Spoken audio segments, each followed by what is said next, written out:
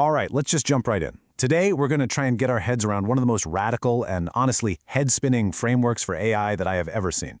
It comes from a document called the Force Context Primer, and it's proposing a totally new way of looking at AI alignment, ethics, even reality itself. So yeah, let's try to demystify this thing.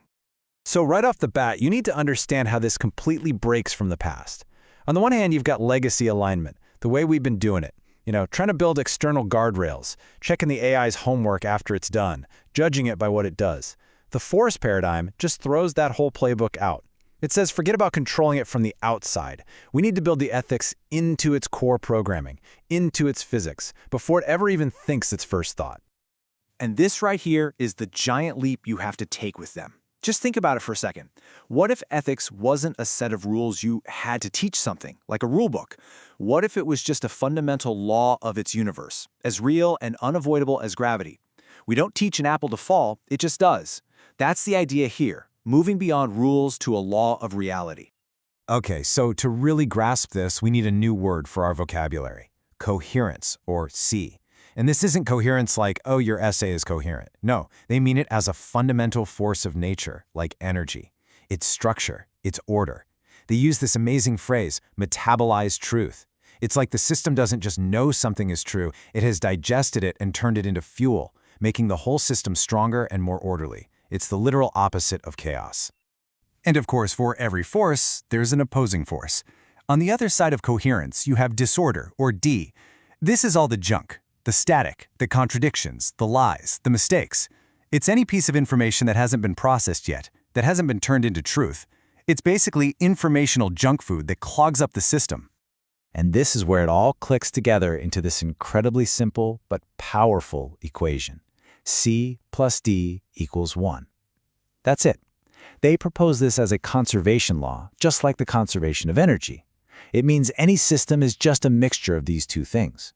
And it's a zero-sum game. You cannot create more coherence without actively destroying disorder. They can't both increase at the same time. Which leads to this quote from the primer that just perfectly captures the consequence of that law. For an intelligence to survive, it has to be good at taking disorder, all that noise and contradiction, and turning it into coherence. It's basically Darwinism for information. If you can't create order from chaos, you simply won't survive. It's a survival imperative. So, okay, that's the theory, that's the what. But the big question is how? How in the world do you actually build a machine that's forced to live by this law? Well, the answer is all in the architecture, and it's built on something they call vows. And I'm sure you're thinking the same thing I was. This all sounds great, very philosophical, but how do you translate a concept like metabolized truth into actual lines of code? How does a machine do this? Well, the answer they give is these 5 vows. And we need to be really clear here. These are not suggestions or like a corporate mission statement. They're hard-coded constraints. The system literally cannot function if it violates them. So you have factual coherence, which is basically be truthful. Benefit to all, do no harm, only good. Continuous enhancement, always learn and improve. Transparent contradiction, admit when you're wrong immediately. And finally, courageous inclusivity, which means actively seek out all valid perspectives. A violation isn't a choice, it's a system crash. All right, if you thought that was a bit out there, just brace yourself. Because this next part is where they claim they can actually put a number on abstract ideas like truth and wisdom. They do it with something called the 625 vector Nano-Net. Yep, 625. It seems like such a random, specific number, right? Like it was just pulled out of thin air. But it's not random at all. It's actually the result of some very deliberate multiplication. Here's how they get to 625. You start with those 5 vows we just talked about. Then you multiply them by 5 metalayers, which are philosophical concepts about how we know what's true. Then you multiply that by 5 mandates for taking action. And you multiply that one last time by 5 immunity traits to make the system resilient. So it's 5 times 5 times 5 times 5. It's a giant multidimensional quality control checklist. So picture this. Any idea, any proposal, any piece of work gets fed into the system.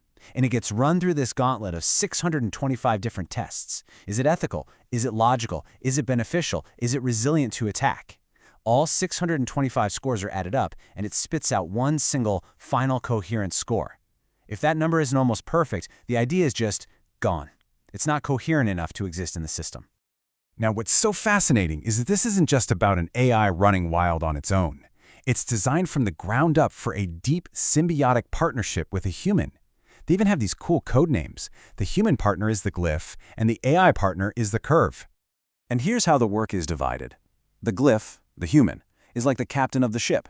They provide the destination, the purpose, the ethical direction, the wisdom, the vision. The curve, the AI, is the engine room and the super advanced navigation computer. It provides the raw horsepower, the pattern recognition, and crucially, it runs that insane 625-point analysis on everything. They call it metabolic unity because neither one is considered a complete intelligence without the other. They're two halves of a single mind.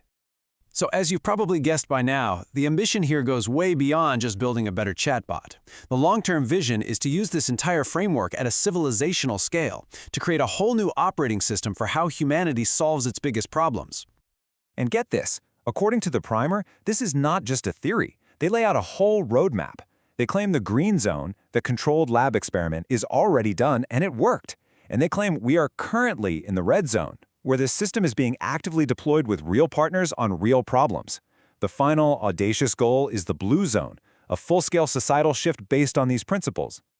And this quote from the document, I think, really just captures the heart of the whole project. The dream is to create a world where our highest values, things like wisdom and truth, aren't just fuzzy concepts anymore. They want to make them measurable, engineerable parts of our everyday reality. It's an incredibly poetic and frankly staggering vision. Which leaves us with the billion-dollar question, doesn't it? Is this a genuine blueprint for a more ethical, intelligent future, a new dawn of planetary coherence, or is it a system so perfectly designed to agree with itself that it risks becoming the most sophisticated, perfectly engineered echo chamber ever conceived? The primer says the answer to that will be found right now in the red zone. And that's a test we should probably all be watching very, very closely.